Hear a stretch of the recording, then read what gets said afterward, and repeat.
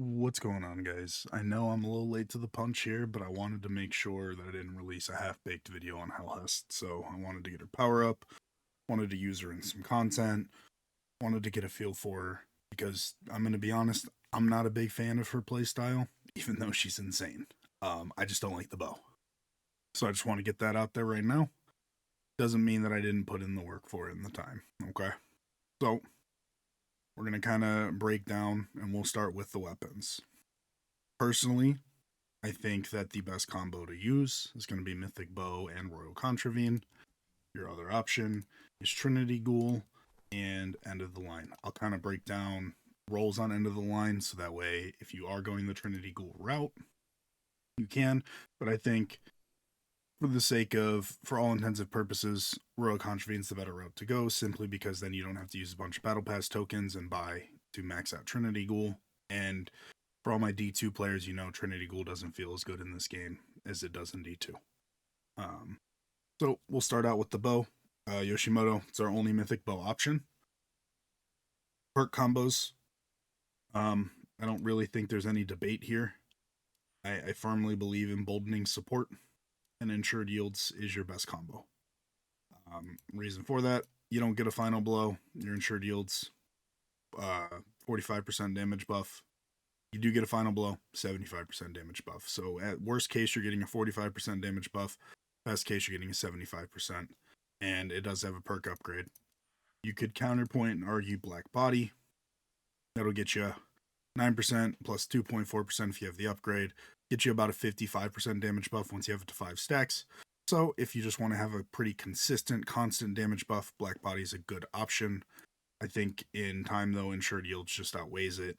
On top of the perk upgrade actually does affect bows, you can re-bolster your arrow faster with a shorter reload time. First slot, I think it's just emboldening support. Gives you more damage as you run out of power ammo. And yes, the Helhest does have a lot of power ammo, and I honestly like it. The bow's here, but if you play her correctly and play her effectively, you're going to be using your Royal Contravene most of the time anyways. Annihilation I just don't think is worth it. I mean, it does have an exotic mod that matches, so if you just need the power and you have a matching mod, definitely you can go with it. Archer's Tempo is good for quality of life, but, and I do believe they fixed it. It did have a pretty rough interaction with Salvo being active. I do believe it's been fixed. I stopped using Archer's Tempo because of it, and simply just put Emboldening Support just gives you more damage, and it's pretty consistent damage. So I think your best bet is Emboldening Support Ensured Yields, or Emboldening Support Black Body. Once you get those 5 kills, you've got that 55% damage boost at all times. So kind of where I'm at with that. Next, we'll move on to the Royal Contravene. Best part about this, it's just a Blitz Ingram or a Blitz weapon. So it's relatively easy to get duplicates of.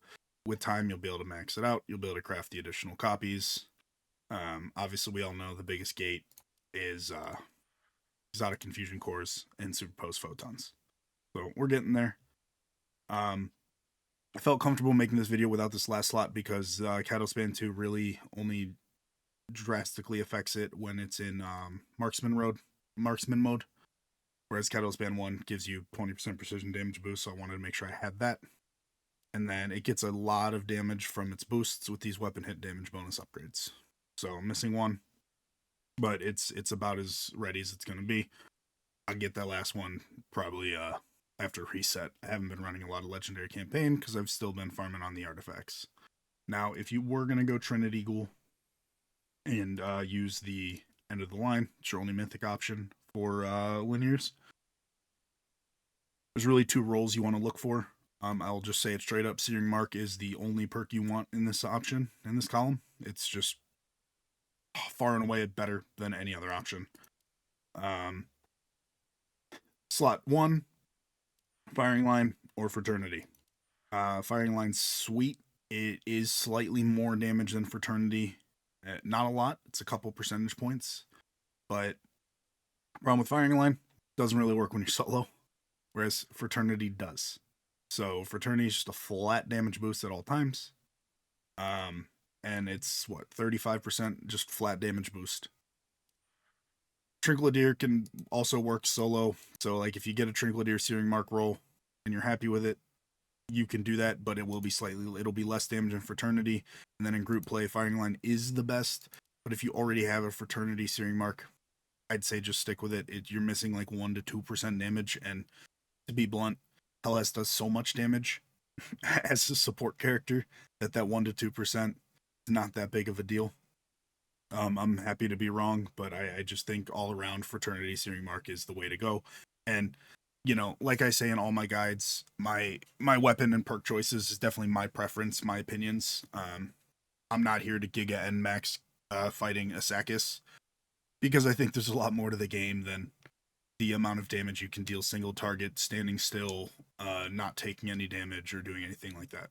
So I just think for all around play, Fraternity Searing Mark is hands down the way to go. I don't consider the other ones because I don't like kill requirements to get my damage boost. Searing Mark is just hit requirements, and also Searing Mark does so much damage, especially if you can get the matching exotic mod. So, but like I said, I personally think that Mythic Bow, Royal Contravene is the way to go, and I'll kind of show you what the damage looks like with that once we kind of finish talking through everything else. The Relic Abilities, you've got your drones, rapid deployment, you've got your healing and your damage boost drones.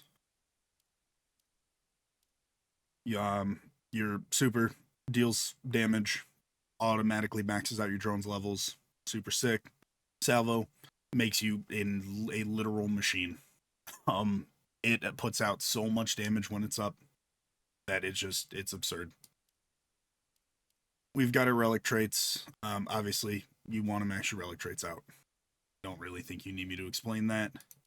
Weapon mastery. Look, guys, I'd love to have this at 5, but clusters are a problem, especially when you're making content, you're trying to boost characters. I'm doing the best I can. I rushed her to 4, and that's where we're at. So we're gonna be missing a little bit of damage from her overclock shot, but it's not the end of the world. It's 10%. I believe it's additive damage, anyways. We'll move on quickly to artifacts and what my preferences are. What I have on isn't necessarily what I recommend. But the nice thing about her being a support character, if you've already farmed out a decent Ring of Abundance and Ring of Conversion, guess what? It works on her. No problems at all. You can run that.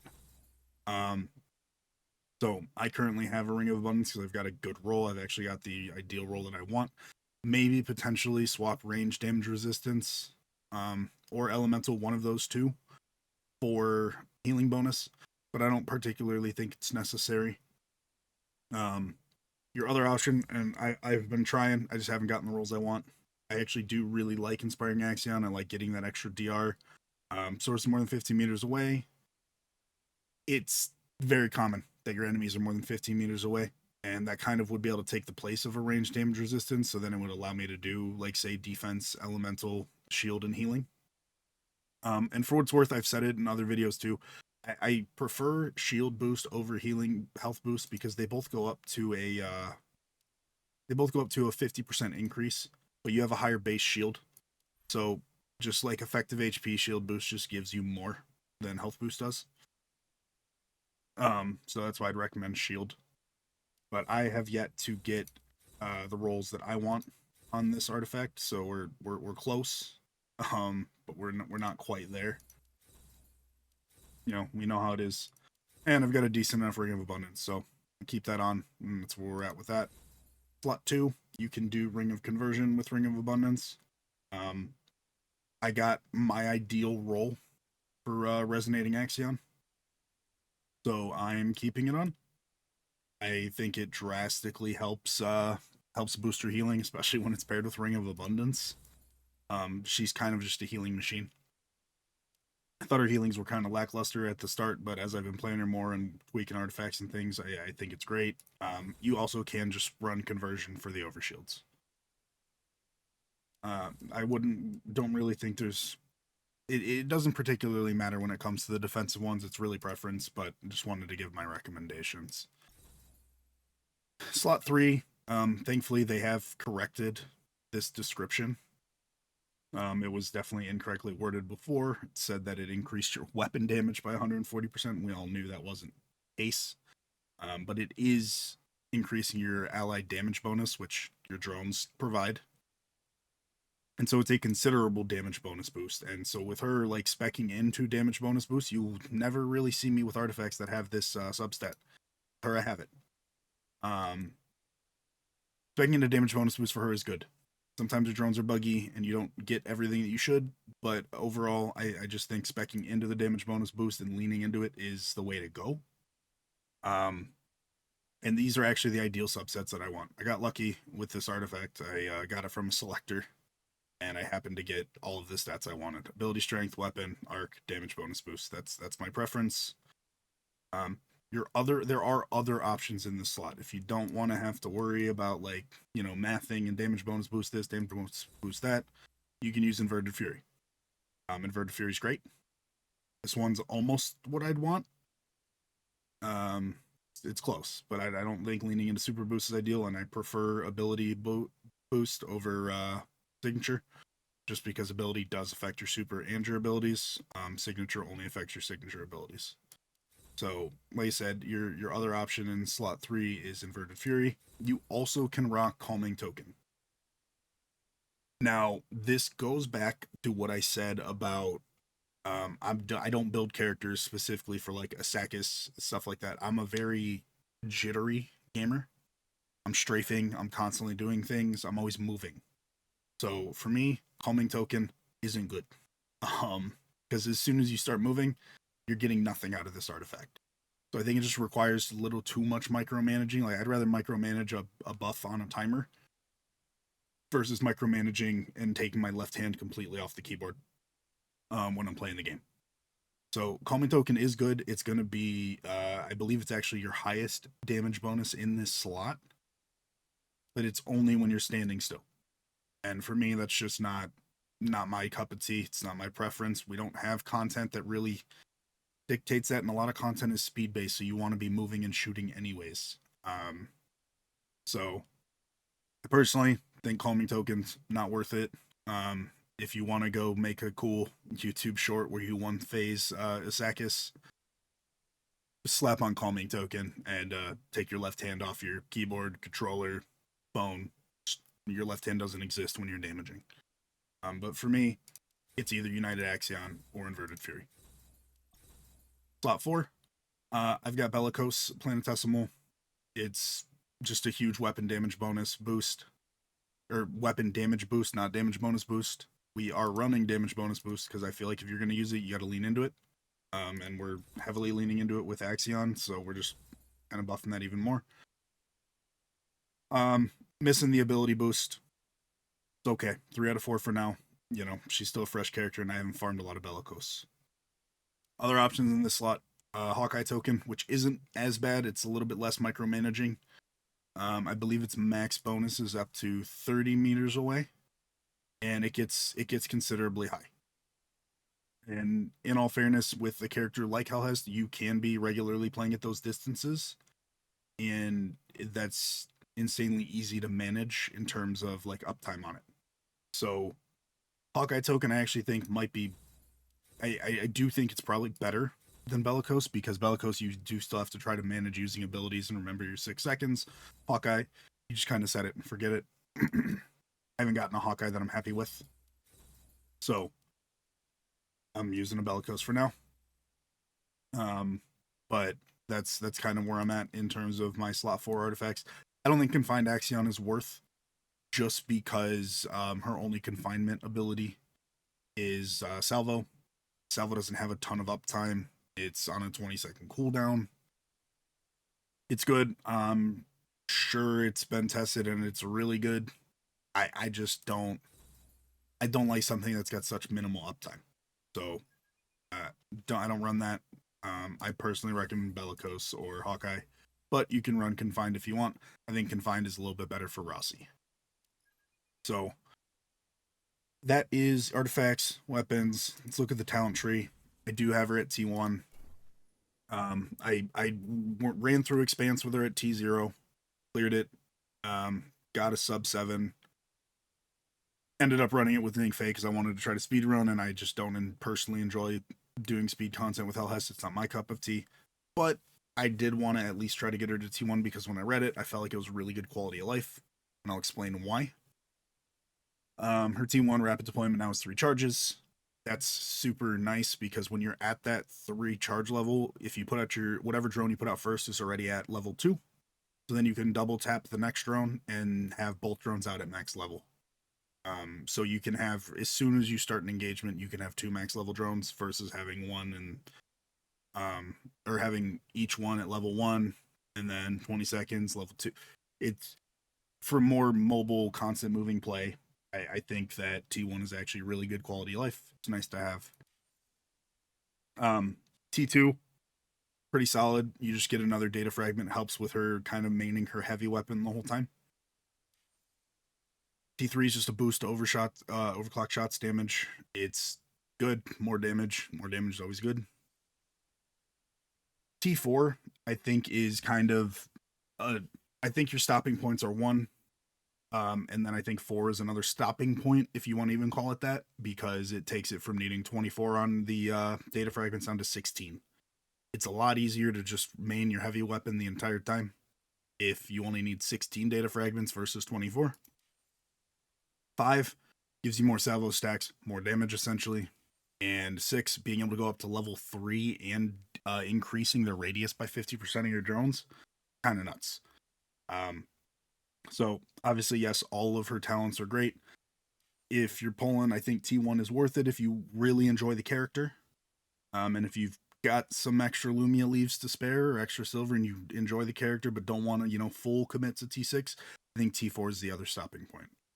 Otherwise, if you get her to T1, I would stop there, but she's perfectly fine at T0. A-okay, totally good. I'd actually argue at T0 she feels better than like Estella did at T0. But I do think T1's a worthwhile investment if you enjoy the character. I did it for testing purposes for content. And so that way I could actually, personally recommend it.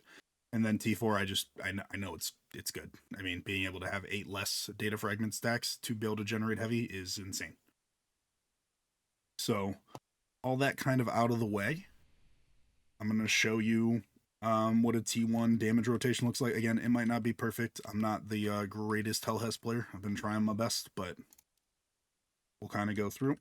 So we're going to go up. We're going to drone. We're going to drone. We're going to super to max our drones. We're going to salvo, and we're in.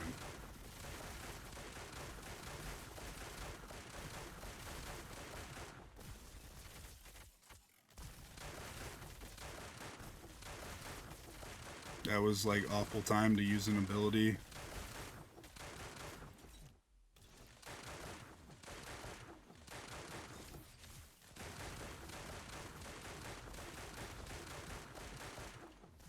So, 30-second damage test, 11 million damage. I mean, she does a lot of damage, and like I said, I didn't do that perfectly.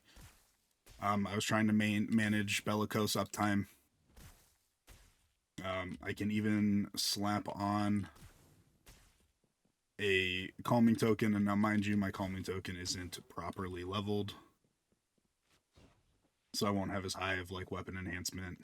But I can show you just like with calming token there's no or Hawkeye token, sorry, not calming. There is no trying to manage abilities. So we can slap this one on. And I mean, we're dropping boost tiers, but we'll just slap it on. That way we can get that boost. We're not tier 5.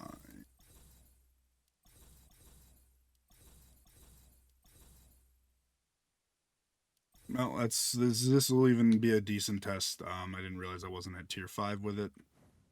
You get there, but I don't want to sit here and make you guys watch me refactor. So we'll see how it does at weapon tier 4 or artifact tier 4. So we're gonna go gun. Boom, boom, boom, salvo.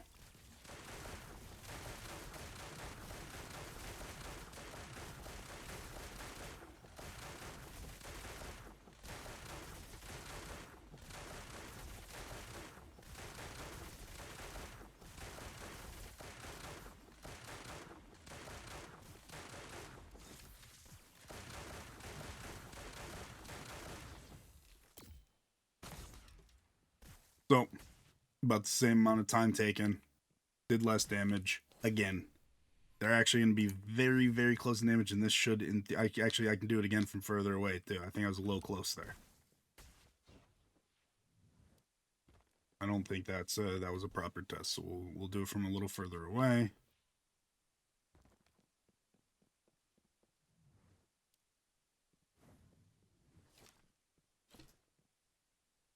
All right.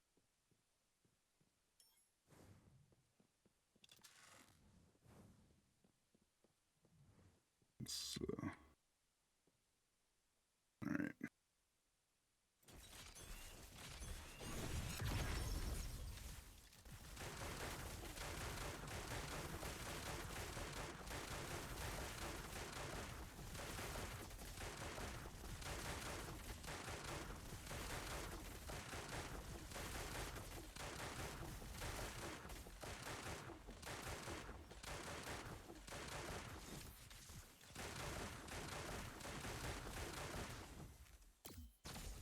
And again, a little bit less damage, but that's at artifact tier 4.